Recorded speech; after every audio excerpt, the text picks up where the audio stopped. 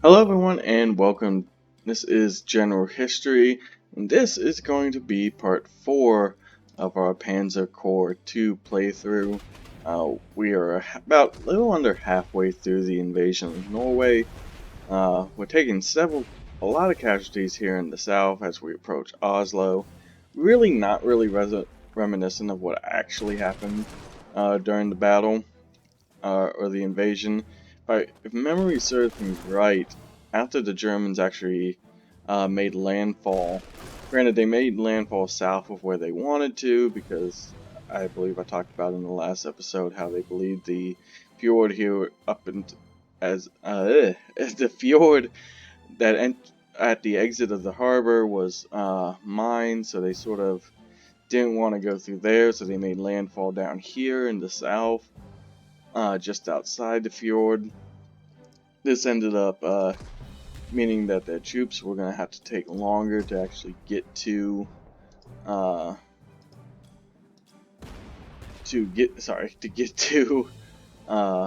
itself. By the time the Germans actually got to Oslo, they found pretty much an empty town. The Norwegian royal family had left, so there really wasn't any resistance up until that point for the Germans. Now, in the last episode, I had mentioned the Altmark incident, but I never really went into detail of what that actually was. And really, it sounds like it wouldn't be that big of a deal in a war.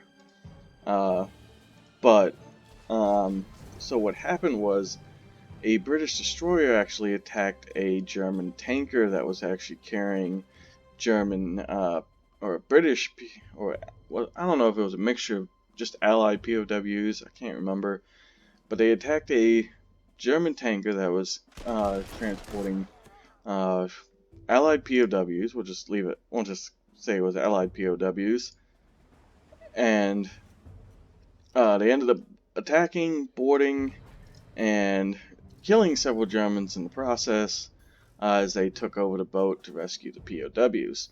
Now, as I said, that sounds like a pretty normal thing to do in a war, but the problem with it was it actually took place right off the coast of Norway. I believe it was right around this area, inside Norway's neutral waters.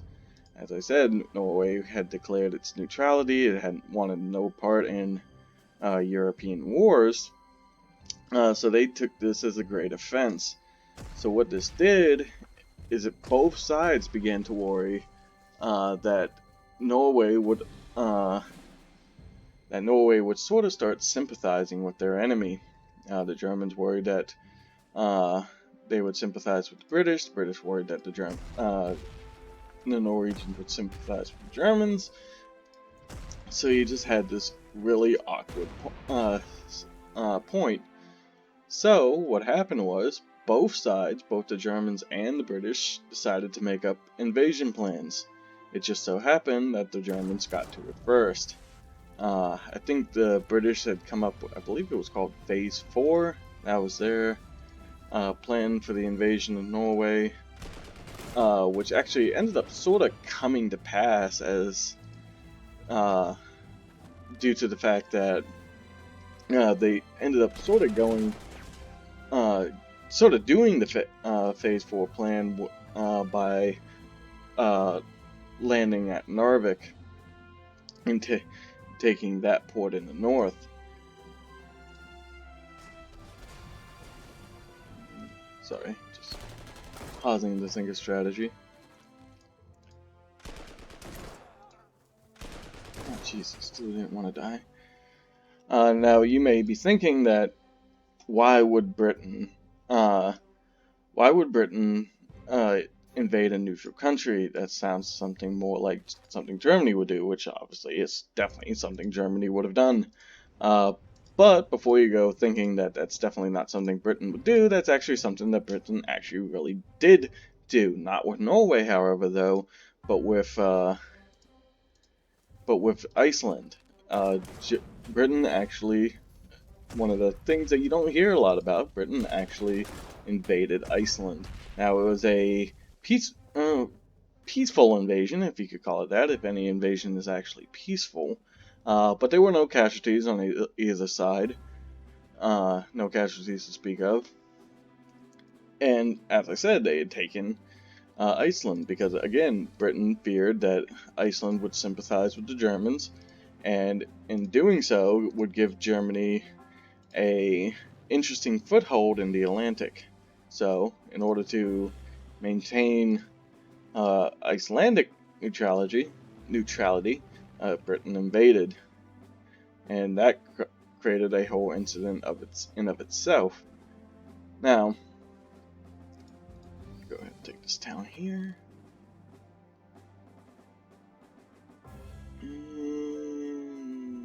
And I think that's going to be it for this turn.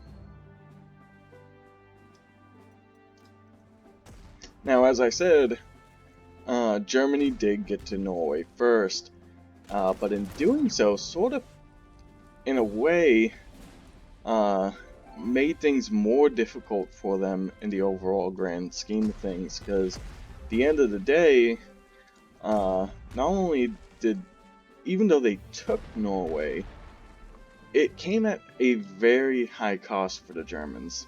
A much higher cost than they probably really wanted to take. For example, Germany lost a lot of units in its Kriegsmarine, units that they could not replace, which was one of their reasons for attacking Norway in the first place, was to give them ports in which they can use to attack the British in the Atlantic. But like I said, because they lost heavily their naval forces, this sort of defeated the purpose. Now, another thing that sort of defeated the purpose was the iron ore mining that they were able to get. Now, this sort of thing came at hindsight's 2020 type of deal, in that they really didn't know that they were gonna end up getting more iron ore manufacturing from taking the iron ore mines in Lorraine when they invaded France. That sort of, like I said, made it so the gains that they took in getting Norway, and in turn getting technically Sweden's iron ore manufacturing, because Sweden, when you think about it, the only way Sweden can, it's sort of landlocked except for this channel here. See, this is Sweden over here. Sweden's sort of landlocked except for this channel, with Germany both having Denmark and Norway. Germany controlled this channel, thus sort of involuntarily forcing the Swedish to succumb to Germany. We can move on this town here in the south. Should I hit him first? Oh, they surrendered. Oh well. Oh, there you go. Move him forward. Another thing that sort of came back and bit Germany in the butt was the fact that Norway was such a large country in the grand scheme of things, and they had a lot. I mean, just look at this map. You could just see how much coastline, and Germany was going to have to control all that coastline. So they were going to have to push a lot of men into the region just to be able to control that coastline, not even to mention the fact that they would also have to police the country itself. So with all these factors put together, between, like I said, the loss of the Kriegsmarine, the losses that they took in the Kriegsmarine, the fact that they could have got iron ore from other locations, and the amount of manpower that they had to use up in order to protect their gains, it ended up being, like I said, Norway ended up being a lot more than Germany had actually envisioned when they invaded. Alright, so we have one more. Oh, I just now realized that Lilyhammer is our final objective. That's actually one of the objectives in the northern map, so it's interesting that you actually link up both maps right here. Alright, we'll go ahead and take this town. Trying to think, do I... probably... No, I'm gonna see if I can take it without having to give these guys reinforcements, because I would like to get them elite reinforcements next in the in-between phase. Alright, let's go ahead. I don't have any infantry I can move forward just yet, so I'll go ahead. Just do bombing raids, because I can move my artillery up, but I don't know what they have, so I'm going to use my fighters as sort of recon. So they do have some more infantry to the north, so I definitely don't want to move my forces. It doesn't look like they have anything in this region, unless there's an enemy unit right there in the woods, which, knowing my luck, that's definitely what it is. I guess I can go ahead and move this artillery unit up. Alright.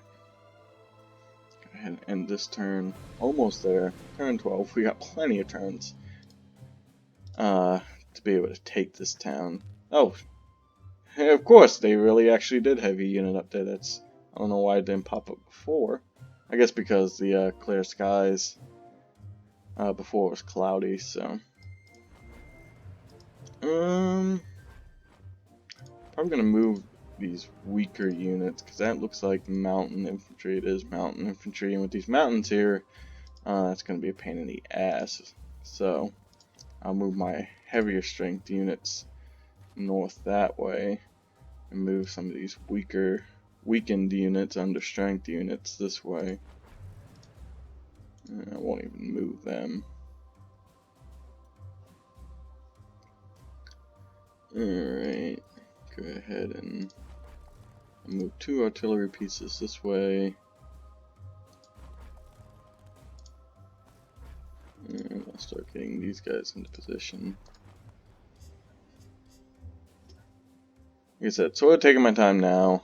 Don't really need to rush things.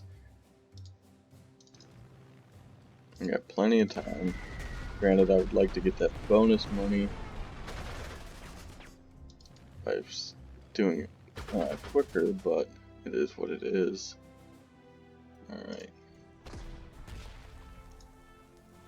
So they were moving those forces in. 3 to 5, not terrible. Mountain infantry definitely gets that bonus for being in the mountain. Go ahead and pound them with artillery.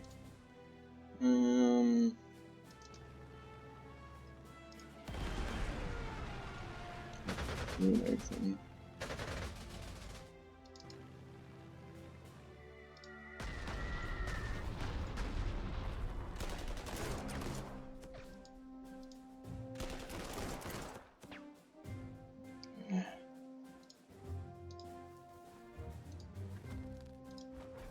Alright, now we can start moving this infantry forward.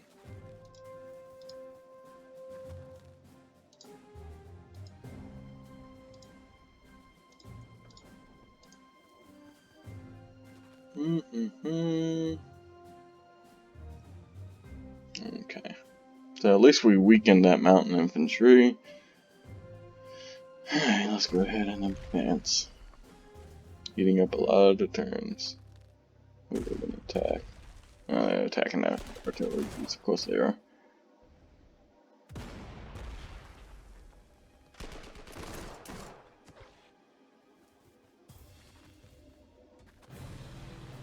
I don't know why they moved in. They probably had a better chance in the high ground. Alright.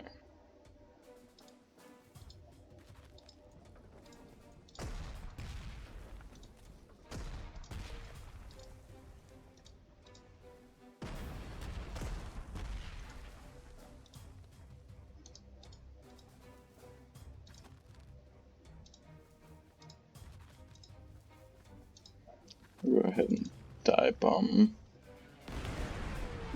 as weak as possible.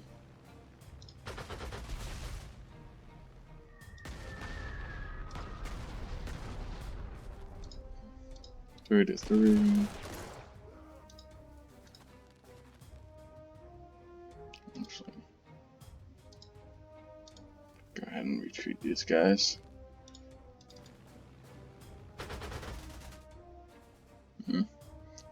Alright. God dang. I just won't leave that artillery alone, don't destroy it. Okay.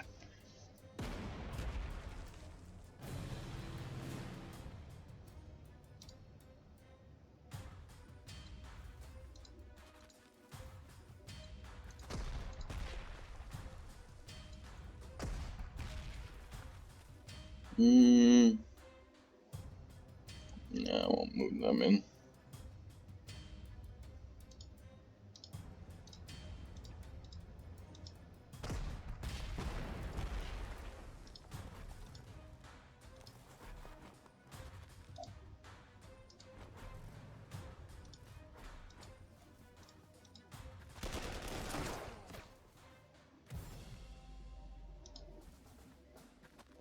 Okay. Keep dive bombing them. Keep cracking their armor. Alright. Getting there. Like I said, we're eating up a lot of turns, but like I said, I want to take things slow. Try and reduce the amount of casualties I'm going to take. Push him off. Take that town.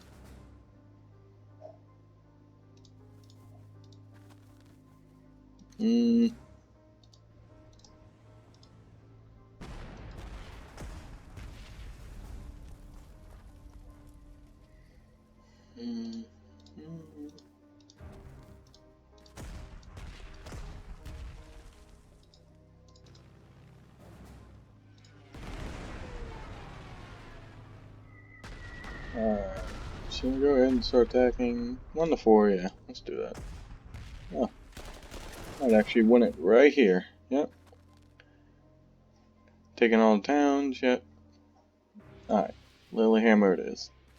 And there it is. Those last forces will just capitulate now that all those towns are gone. And they're getting overwhelmed. So there you go. That is Norway South. The Norwegians, interestingly enough, actually, the Norwegians actually never surrendered in the war or capitulated to the Germans. So the government that took over for the royal family and the government that actually got away, the puppet government, was one of the few illegitimate governments of the war, and was actually in control of the person who was in control of the government. I forget his name now. Or I don't really even know it. But he actually initiated a coup on the same day that the Germans invaded. But the Germans didn't actually support the coup. But then they ended up making him the interim prime minister, the illegitimate prime minister of Norway. In the meantime, so very interesting there. Norway technically wouldn't completely fall to the Germans for a little while. Later, when British forces finally exited Narvik, like I said, they did attack in the north, but that actually wouldn't actually happen until long after the invasion of France, which is where we're going to be going next episode. So we'll pick up then. As for now, thank you all for watching, and this is General History signing off. Thanks. Bye bye.